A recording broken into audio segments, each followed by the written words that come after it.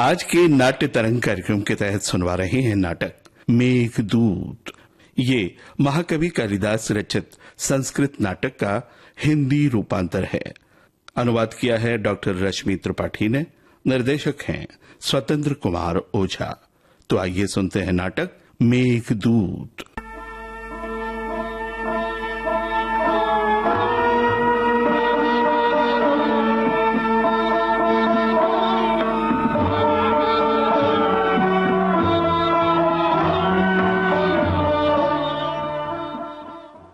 प्रिय, शरद ऋतु के निरभ्र आकाश को देखो।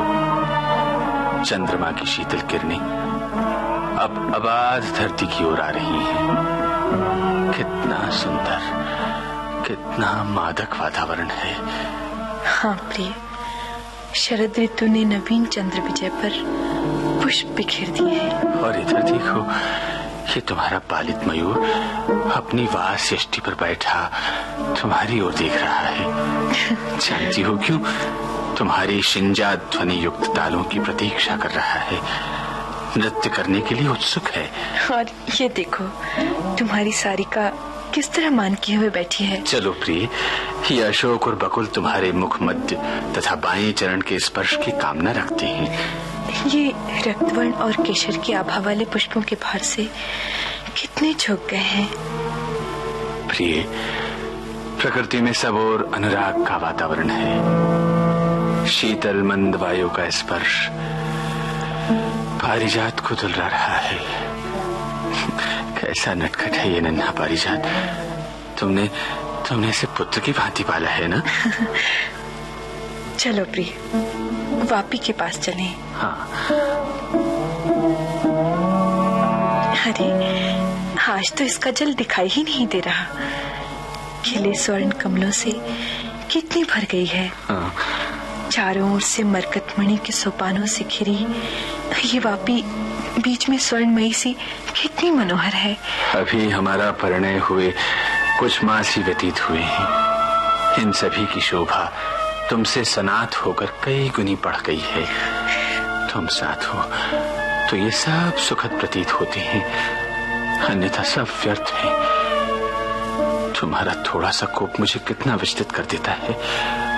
मानिनी, तुमने मुझे कितना अधीन बना लिया है। ऐसा न कहो प्रिय, मैं तो तुम्हारी दासी हूँ। तरलिके, मदिरा लाओ। जो आज्ञा स्वामी।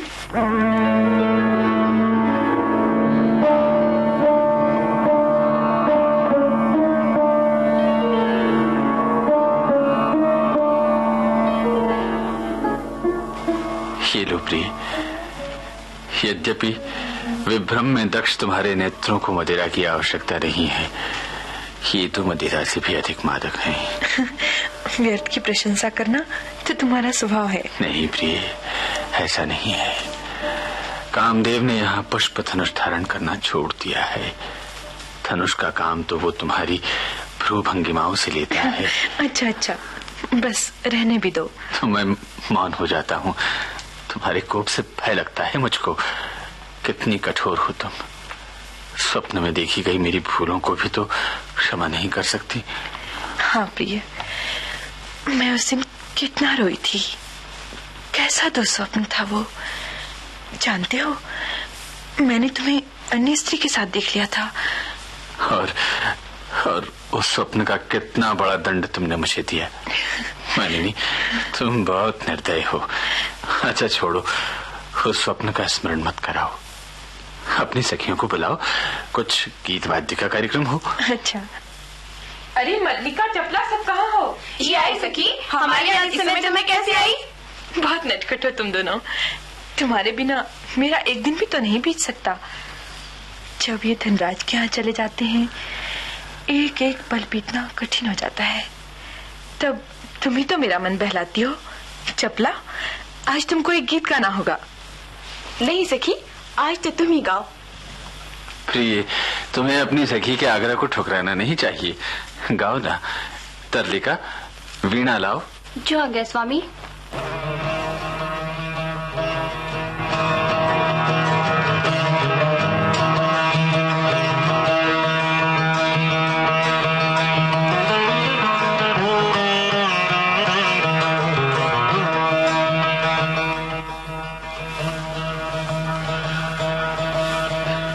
प्रिय, इस वीणा से मुझे बहुत ईर्ष्या होती है। कभी कभी ऐसा लगता है कि तुम मुझसे अधिक अपनी वीणा से प्यार करती हो। क्या कहते हो प्रीतम? इसके तारों में तुम्हारे अनुराग का ही तो माधुर्य है। अच्छा, क्या गाऊं? आज तो तुम्हें ही बताना होगा। मुझे? तो फिर कोई स्वरचित गीत गाओ प्रिय। हाँ सखी, वही गीत जो तुमने कल रचा है।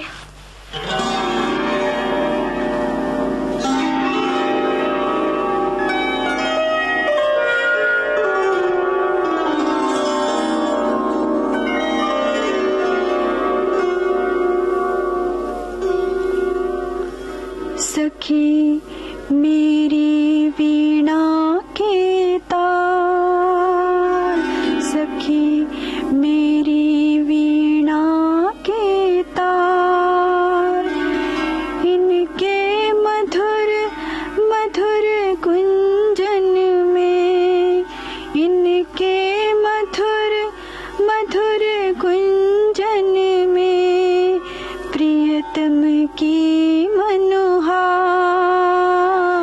सखी मेरी वीणा के तार, स्वर लय में गति की धाराएं, कहती नव नव प्रेम कथाएं, इस मधुमय मादक वेला में प्रीति हुई साकार। सखी मेरी वीणा के तार, इनके मधुर मधुर गुंजन में प्रियतम की मनोहार। सखी मेरी वीणा के तार, सखी मेरी वीणा के तार।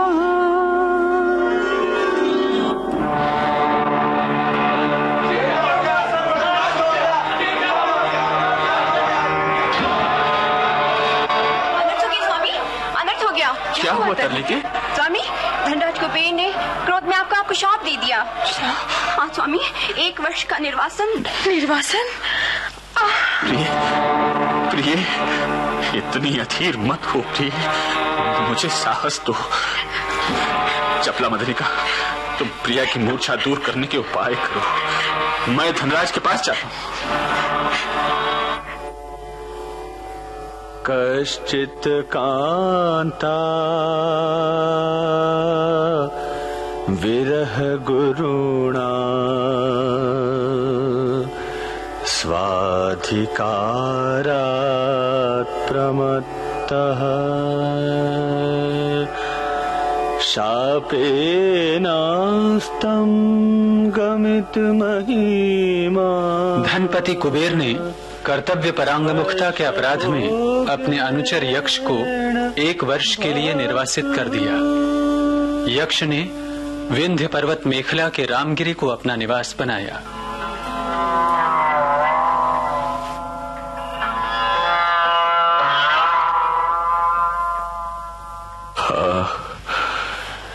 इस निर्जन में 8 मास व्यतीत हो गई।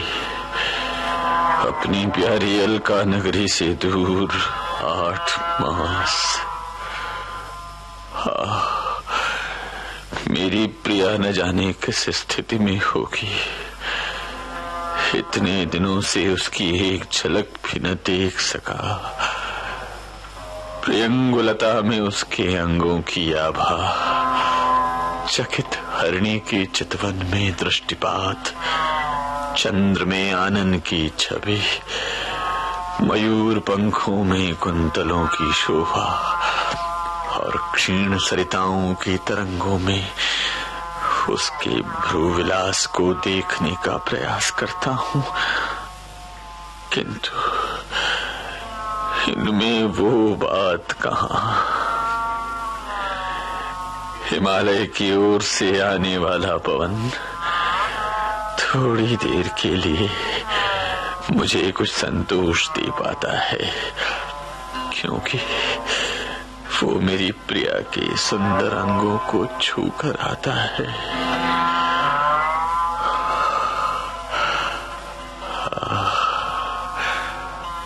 अरे अरे, मेरा भुजबंध कहाँ गया? कृशता के कारण कहीं गिर गया। किसी तरह 8 मास व्यतीत कर दिए, किंतु अब एक एक पल दुर्वह है। न जाने आज इतनी उत्कंठा क्यों हो रही है।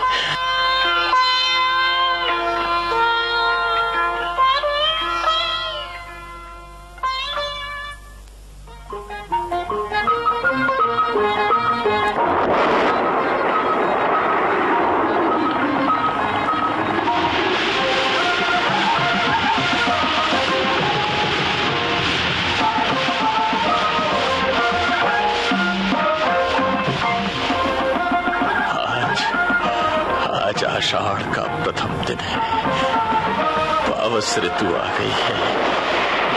अब मेरी प्रिया अकेले किस प्रकार जीवन धारण कर सकेगी?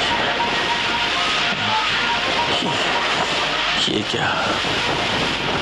उस सुदूर गिरि शिखर पर एक विशाल मेघखंड उन्मत्त गज की भांति क्रीड़ा कर रहा है।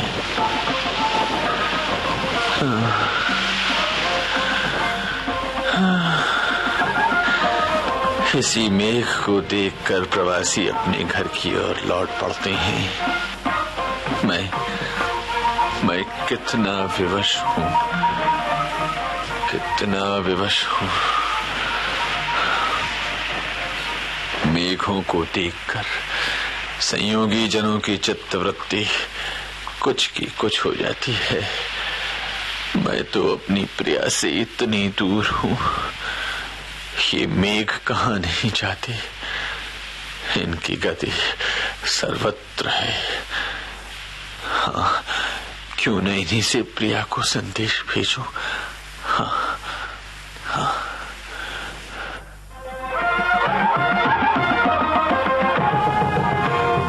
ओ मेघ, मेरे द्वारा सादर समर्पित ये क्या? उस सुदूर गिरि शिखर पर एक विशाल मेघखंड उन्मत्त गज की भांति क्रीड़ा कर रहा है।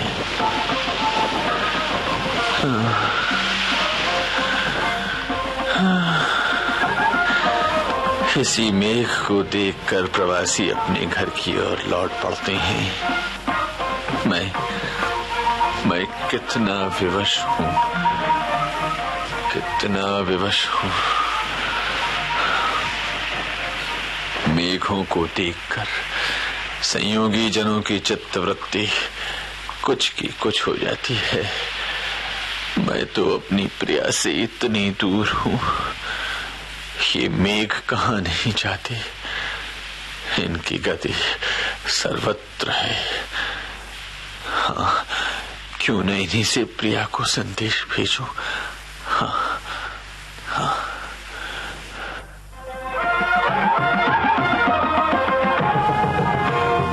ओ मेघ, मेरे द्वारा सादर समर्पित कुसुमों को स्वीकार करो। तुम्हारा जन्म जगत विख्यात पुष्प करावर्तकों के वंश में हुआ है। तुम इंद्र के प्रधान पुरुष हो। भाग्य की प्रतिकूलता से मैं अपनी प्रिया से वियुक्त होकर तुम्हारे सामने प्रार्थी के रूप में उपस्थित हूँ। हे पयोध, तुम संतप्तों के शरण स्थान हो। तुम मेरा संदेश हल्का नगरी में स्थित मेरी प्रिया तक पहुंचा दो। वो तत्परता पूर्वक एक एक दिवस की गणना कर रही होगी। मिलन की आशा का बंधन ही उसके पुष्प कोमल प्राणों को नष्ट होने से बचा रहा होगा।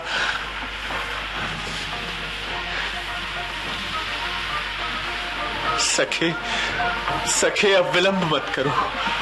अपने मित्र रामगिरी का आलिंगन कर इससे विदा लो। यहाँ से उत्तर दिशा की ओर जाते हुए तुम्हारे उत्साह को मुग्ध सिद्धांगनाएं देखेंगी। भ्रूविलास से अनभिज्ञ मालव जनपद की वधुएं तुम्हें प्रेम भरे नैनों से देखेंगी, क्योंकि तुम ही कृषिफल देने वाले हो। इसके पश्चात आम्रकूट पर्वत पर होकर नर्मदा नदी का दर्शन करते हुए आगे बढ़ना। हे मेघ, तुम्हारे पहुंचने से दशार्ण जनपद के उपवन खिले केतकों के कारण पीले हो जाएंगे। दशार्ण जनपद की विख्यात राजधानी विदिशा में मधुर ध्वनि करते हुए वेत्रवती सरिता का जलपान करना। इतना चलने के पश्चात तुम नीचगिरी पर थोड़ा विश्राम कर लेना और फिर प्रयाण करना। तो मार्ग में मालिनियों के श्रम स्वेद युक्त मुखों पर थोड़ी छाया कर देना। प्रिय मित्र, मेरा आग्रह स्वीकार कर तुम उज्जैनी अवश्य जाना।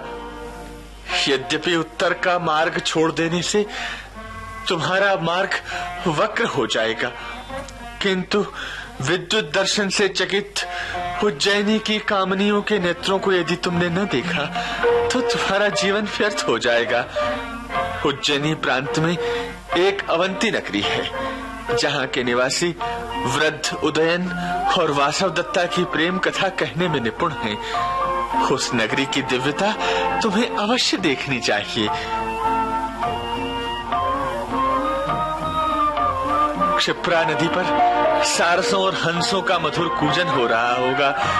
क्षिप्रा की लहरों को स्पर्श कर आने वाला वायु कामनियों के श्रम को उसी प्रकार दूर कर देता है जैसे प्रियतम की चाटुकारिता पूर्ण विनय। उज्जैनी के प्रासादों की शोभा देखकर तुम्हारा श्रम निवारण हो जाएगा। वे प्रसाद सुमन गंध से पूर्ण और ललनाओं के चरण रंजित जावक से चिन्हित हैं। और हाँ मेघ, उज्जैनी में तुम त्रिभुवनपति महाकाल के धाम को अवश्य जाना। वहां की गंधवती सरिता जल केली करती ललनाओं के स्नान से सुगंधित है। महाकाल के पवित्र मंदिर में सूर्यास्त तक अवश्य रुकना, जिससे सांध्यकालीन पूजन में तुम्हारा गंभीर घोष नगाड़ों का काम कर सके। हे मित्र, उज्जैनी में अभिसारिकाएं रात्रि में अपने प्रियतमों से मिलने हेतु जा रही होंगी। सूची भेद्य अंधकार के कारण उन्हें बाधा हो रही होगी। तुम वहां केवल विद्युत का प्रकाश कर उन्हें मार्ग दिखा देना, किंतु देखो वहां गर्जन मत करना, क्योंकि वे कामिनियां स्वभावतः भीरू हैं। और इसके पश्चात गंभीरा नदी के प्रेम को स्वीकार कर स्वामी कार्तिकेय के निवास देवगिरी पर पहुंचना।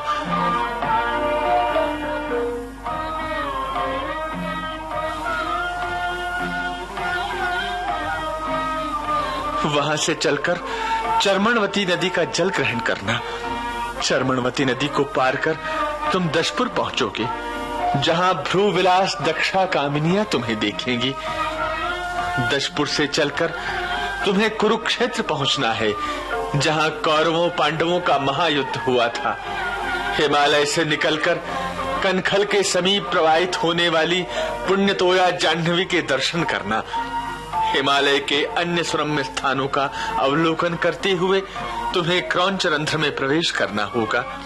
इसके ऊपर पहुंचकर तुम कैलाश पर्वत के अतिथि होगी, वहां अपना श्रम दूर कर लेना। इसके पश्चात स्वर्ण सरोजों को उत्पन्न करने वाले मान सरोवर का जल पीना।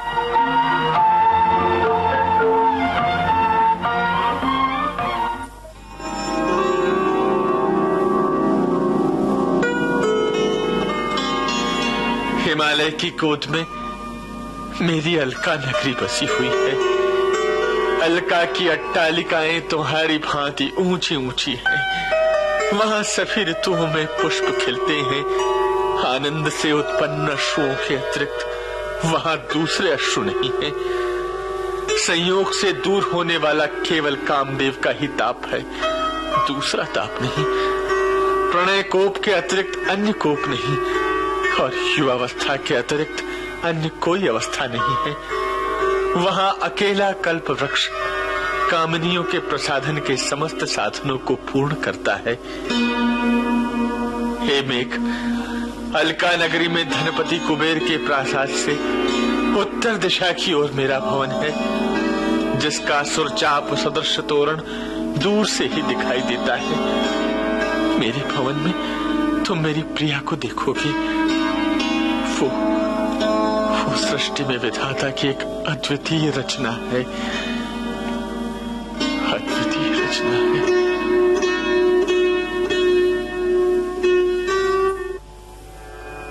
तन्वी श्यामा शिखर दशना पक्व बिंबाधरोष्ठी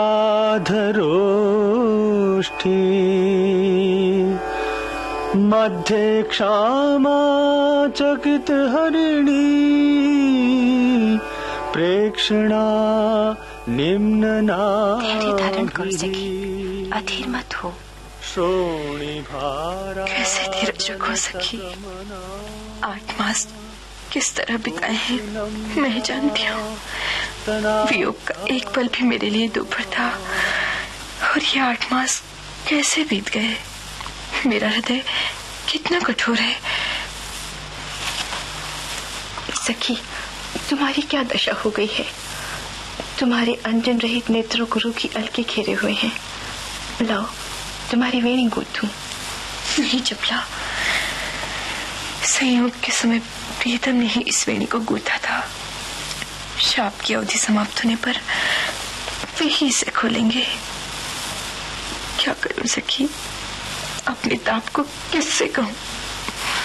चंद्रमा की किरणों को शीतल समझकर बड़ी आशा से वातायन की ओर देखती हूँ, किंतु वे तो मुझे और भी ताप देती हैं। स्वप्न में मिलन की आशा से निद्रा की आकांक्षा करती हूँ तो अश्रुधारा के साथ निद्रा भी मानो बह जाती है। सखी, अब बहुत थोड़ा समय शेष रह गया है, फिर सब वैसा ही हो जाएगा। इन दिनों को किसी भांति धैर्य धारण करके व्यतीत कर लो। सखी मदनी के दिन तो किसी प्रकार दैनिक कार्यों में व्यतीत हो जाते हैं, किंतु रात्रियां जो कभी क्षण की भांति बीत जाया करती थी, अब न जाने कितनी लंबी हो गई है। न जाने वे कहाँ होंगे, उनकी क्या दशा होगी। जिन बातों को सखियों के सामने भी कहा जा सकता था, उनको भी वे स्पर्शलोभ के कारण मेरे कान में कहने को इच्छुक हो जाते थे। धीरज रखो सखी, धीरज रखो।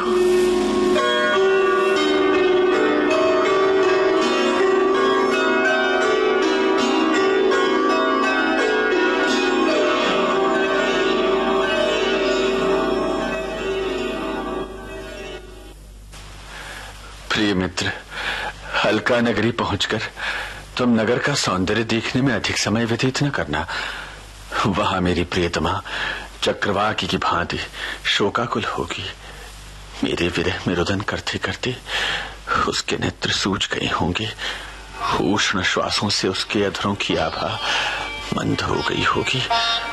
वो या तो देव पूजा में तत्पर होगी या सारिका को मेरा स्मरण दिला रही होगी।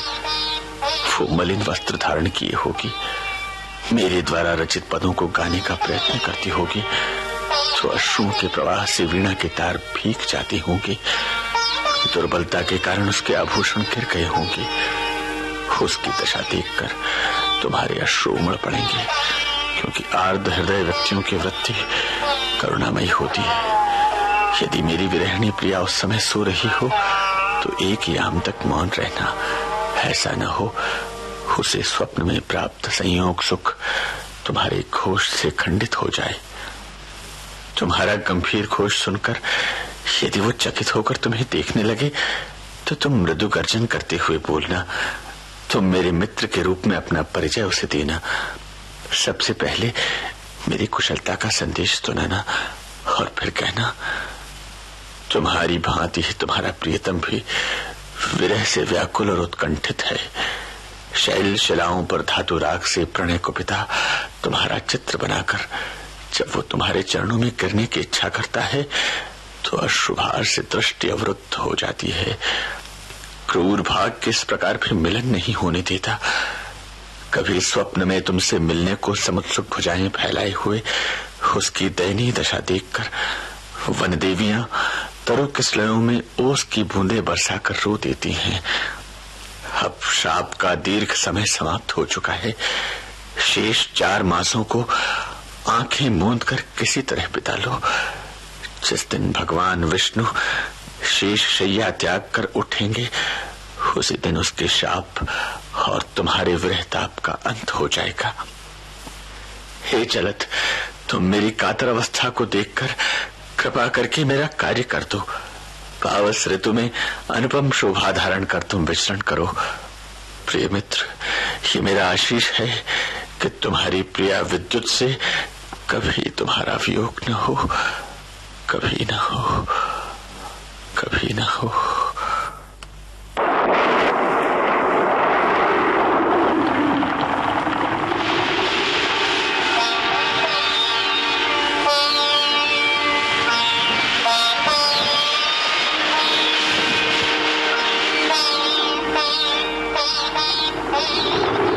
सखी, ये कौन बोल रहा है? हे यक्ष प्रिया, मैं तुम्हारे प्रियतम का घनिष्ठ मित्र मेघ हूँ। तुम्हें दुखी जानकर उनका संदेश ला। अधीर प्रियतम देव से न जाने कितनी दुर्लभ प्रार्थना करता रहता है। ये 3 यामों वाली दीर्घ यामिनी किस भांति क्षण सी ज्ञात हो, वासरों में किस भांति विरहा तब थोड़ा ही दुखदाई हो। कल्याणी, तुम्हारे प्रियतम ने संदेश दिया है। जिस प्रकार मैं इतने दुख सहकर भी स्थिर हूँ, उसी प्रकार तुम भी कातर न हो। किसी तरह इस वियोग व्यथा को सह लो। किस प्राणी को अत्यंत सुख अथवा एकांतिक दुख प्राप्त हुआ है, ये दशाएं तो चक्र नेमी के क्रम की भांति आती जाती रहती हैं। केवल 4 मास की बात है, फिर वे ही संयोग के दिन आएंगे जिनकी ज्योत्सनामयी रात्रियों में वियोग के मनोरथ सफल होंगे।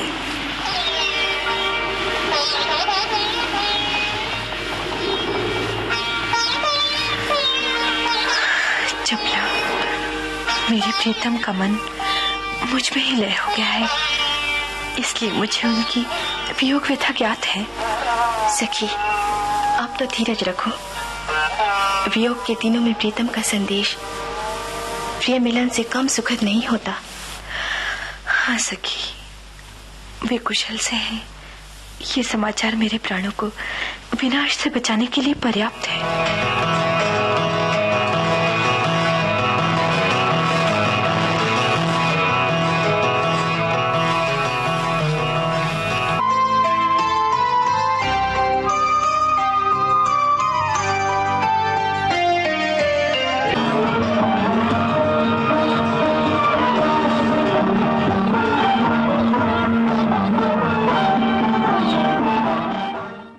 अभी आप सुन रहे थे नाटक मेघदूत। ये महाकवि कालिदास रचित संस्कृत नाटक मेघदूत का हिंदी रेडियो नाट्य रूपांतर था। अनुवाद किया डॉक्टर रश्मि त्रिपाठी ने। निर्देशन स्वतंत्र कुमार ओझा का था। यह हमारे आकाशवाणी इंदौर की प्रस्तुति थी।